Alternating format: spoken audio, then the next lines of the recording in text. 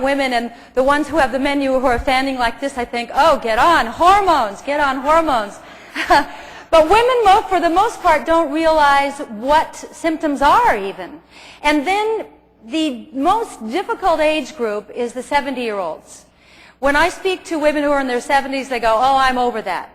And that's when I say, no, you're not. It's a continual drain. It's not going to come back. It doesn't level off. You just have gotten used to the symptoms. Do you sleep? Yeah, well, I've never slept. Well, let's go back. When did you stop sleeping? I haven't slept for years. When? Maybe when you were 40 you stopped sleeping? Could it be, losing hormones?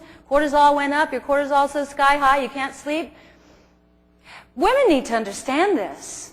And you're the ones who can tell them it's not for me, but women need to understand that when I explain hormones like this to a group of women. A teeter-totter, okay? On this end of the teeter-totter is the estrogen, progesterone, testosterone. Your sex hormones are down here. On this end of the teeter-totter are your major hormones, insulin, thyroid, adrenal, cortisol.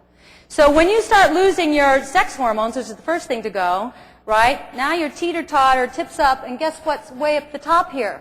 Your cortisol.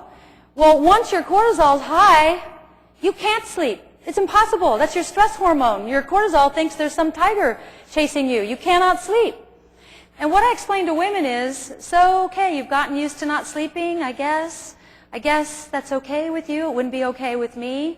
But if you thought about this, go look up cortisol. Go look up William Jeffries. Google is so incredible. Chronic high cortisol leads to heart attack. When I was writing Ageless, I thought, that's an interesting thing. I wonder what is the leading killer of women. I look it up. Oh, heart attack. No. Heart attack is just the end result. What they're dying of is hormone loss. So by getting the teeter-totter back in balance, you're saving women from heart attacks. You're saving lives. This saves lives. Young people are like this.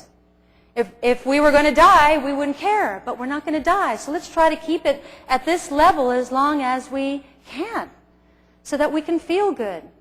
Terrible not to sleep. When I ask women in an audience, how many of you sleep 5 hours or less? I swear, almost every hand goes up. I always go, oh, you poor things. And they're all overweight, bursting, because guess what? When these sex hormones go down, guess what's also up here? Insulin. So you want to get it back down here, you can get your weight back down. And then burn out adrenals. Gosh, everybody. I was with a 42-year-old guy in New York the other night. I'm at a business meeting. And again, I'm looking at him, big dark circles under the eyes, and he's missing the lower third of his eyebrows, and I'm thinking, wow, you're constipated. That's terrible. It's awful. And he exercises 2 hours a day, fanatically, he says, but I'm looking at him, and he's not buff at all, and I'm thinking, it's not working. Whatever you're doing, it's not working. And then I asked somebody if did you sleep last night? He says, I never sleep. I said, you never sleep? He said, never. Never. I said, what does that mean? He said, I don't know, I sleep an hour. Then I'm up for 4 or 5 hours. He said, maybe I get 2, 3 hours a night. I said, how long's it been? He said, oh, since I was a teenager. I said, I think your adrenals have been out of whack your whole life. Adrenals, everybody. I have people coming to me. I'm not a doctor. I just send them to you, but they come to me showing me rashes. I'm in the bathroom at this restaurant, and this girl's going, look at this rash. And she's showing me this rash. And then she goes, and look at this one here, and she's got a rash all over. And I said, I'm no doctor, but I think your adrenals are shot. Maybe you ought to go check them out, because that rash is usually an adrenal rash, and you've got like rosacea all over your face. But don't ask me. And then the other night, I'm in the bathroom at the Four Seasons in New York, and this woman walks in, and I'm washing my hands, and she comes up to me and she says, my mother has just been diagnosed with lymphoma. And I said, oh, gosh, I'm so sorry. And she said, what do you know about white blood cells? And I said, nothing, nothing. And then she starts crying, and I'm in the bathroom with an absolute stranger going, I'm so sorry about your mom. It's really terrible about your mom. But usually it's about hormones. I've never been asked about white blood cells again before, but usually it's about hormones. But these things happen with hormonal loss that nobody understands, and they take drugs for it and it doesn't work. It seems to get worse. And they take Prozac and they get fat, but they feel better on Prozac, so it's hard to give up the Prozac. And it's a real bind that women are in. Women are in the worst shape. You men are following right behind. You're not doing so great either. I'm not talking about the men in this room. I'm sure you're all practicing what you preach.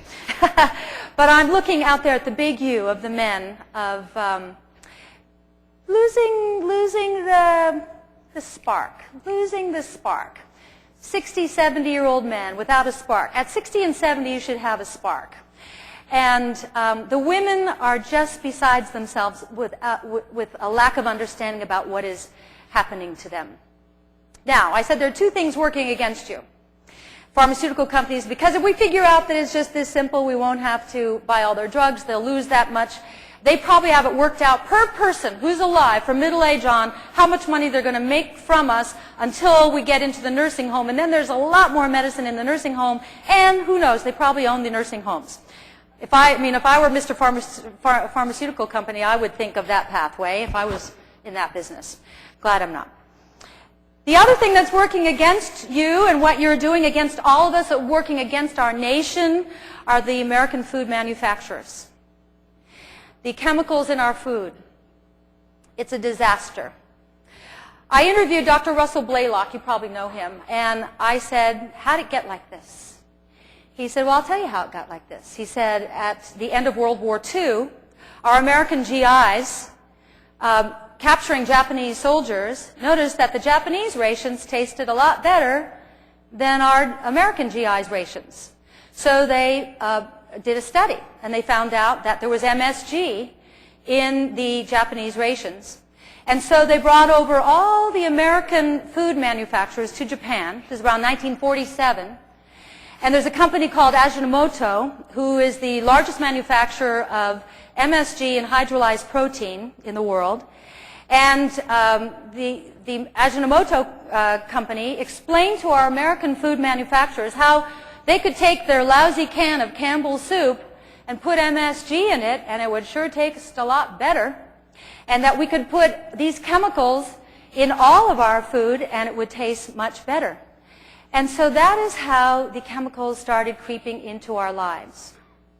Now, what's really terrible is that Alzheimer's is starting to appear in 40-year-olds, 50-year-olds, 60-year-olds. This is unprecedented. Dr. Blaylock said that in the next 20 years we're going to have total care for 30-year-olds. I said, total care? He said, for dementia. I said, why? He said, because the next generation started ingesting chemicals in the womb. That mothers who were pregnant, instead of thinking they were doing something good for their kids, drank diet soda. And so in the womb, they started getting the glutamates. In the womb, they started getting the aspartame. And you know, once you get a taste for chemicals, we start liking them. In fact, the American palate is adjusted to chemicals. We actually like it better. When you first switch someone over to organic food and fresh vegetables and things, it's kind of tasteless to them. And children love chemicals. But Doritos, they love Doritos, right? 40% excitotoxins. Everybody putting the little blue packet, NutraSweet, 40% excitotoxins. Diet sodas are crazy. People don't just drink one diet soda. They drink a minimum of a six-pack to 10, 15, a case a day. A case of diet soda. It's very hard for people to get off diet soda. So if one diet soda so overstimulates the neurons in the brain, literally exciting them to death in 6 to 8 hours, one diet soda, what does the accumulation of all these chemicals do? Now, we have billions of neurons, but over time, you can see what's going to happen. So this is a disaster, and that is a big part, I'm sure, of what all of you are doing, is trying to get your patients to eat real food. I've written 9 books on eating real food. It's good. Our parents used to eat real food. They weren't as wacky as we are. They weren't as sick as we are. We're sick. We're sick. Think about it. Have you been hearing about a whole lot of brain tumors? I never heard of a brain tumor. Sharon Stone having a brain tumor is